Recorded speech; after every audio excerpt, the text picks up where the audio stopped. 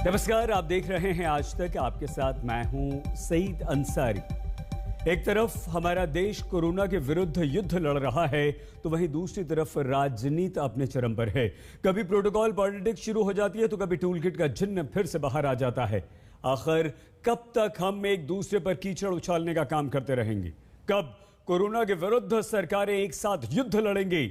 आज इसी पर हम चर्चा करेंगे। हमारे साथ विभिन्न राजनीतिक दलों के खास मेहमान जुड़ेंगे, लेकिन उससे पहले ये रिपोर्ट। ये हमारी जो परंपरा है, हमारे जो प्रोटोकॉल है, उसके बहुत खिलाफ हो रहा है कि कोई मुख्यमंत्री ऐसी इन हाउस मीटिंग को लाइव टेलीकास्ट करे। ये उचित नहीं है। ये हमने हमेशा संयम पालन करना चाहिए। ठीक है सर, इसका ध्यान रखेंगे आगे से।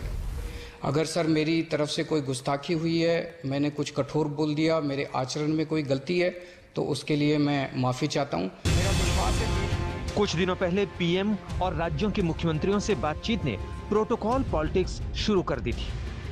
आज वही प्रोटोकॉल जंग एक बार फिर शुरू हुई, लेकिन इस बार किरदार बदल गए। आज जब प्रधानमंत्री नरेंद्र मोदी की डीएम से बातचीत लाइव टेलीकास्ट हुई, तो आम आदमी पार्टी ने बीजेपी को कटघरे में खड़ा कर दिया।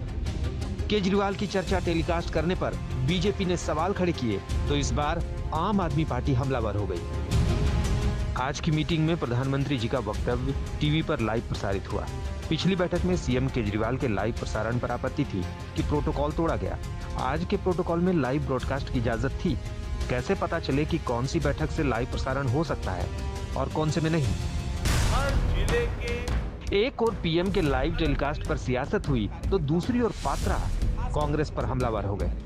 Panel discussions call the project as Modi's personal house।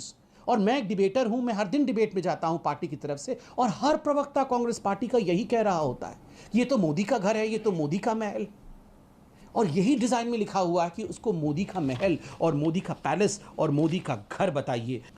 कुंभ और ईद में जिस प्रकार की कंपैरिजन करके धर्म को अपमानित और बदनाम करने की कोशिश कांग्रेस पार्टी ने किया है, मैं इसमें कोई हिंदू मुस्लिम राजनीति नहीं करूंगा, क्योंकि आज हिंदू मुस्लिम सभी सफ़र कर रहे हैं और सबका साथ, सबके विकास और विश्वास के साथ ही देश आगे बढ़ सकता है। मगर कांग्रेस पार्टी जिस प्रकार की राजनीति, आप कुंभ को बदनाम करिए और ईद के विषय में कुछ मत कहिए, इस प्रकार की सोच हो सकती है किसी की? बीजेपी ने कांग्रेस पर आरोप लगाया कि कांग्रेस एक टूल किट के जरिए इस संकट के वक्त में प्रधानमंत्री मोदी को बदनाम करने की साजिश कर रही है। कांग्रेस पार्टी का एक टूल किट चल रहा है कि किस प्रकार से ये जो महामारी है, ये जो कोरोना का पेंडेमिक है, उस पेंडेमिक में भी, उस विपत्ति में भी किस प्रकार राजनीति करनी है और किस प्रकार से भ्रम की स्थिति को उत्पन्न करते हुए कांग्रेस पार्टी अपने राजनीतिक मंसूबे को मजबूत करना चाहती है। वह इस टूल किट से पूरा देश आज कांग्रेस के मंसूबों को, कांग्रेस के इंटेंशंस को, कांग्रेस के जो भ्रम फैलाने की नीति है, उसे जान रही है।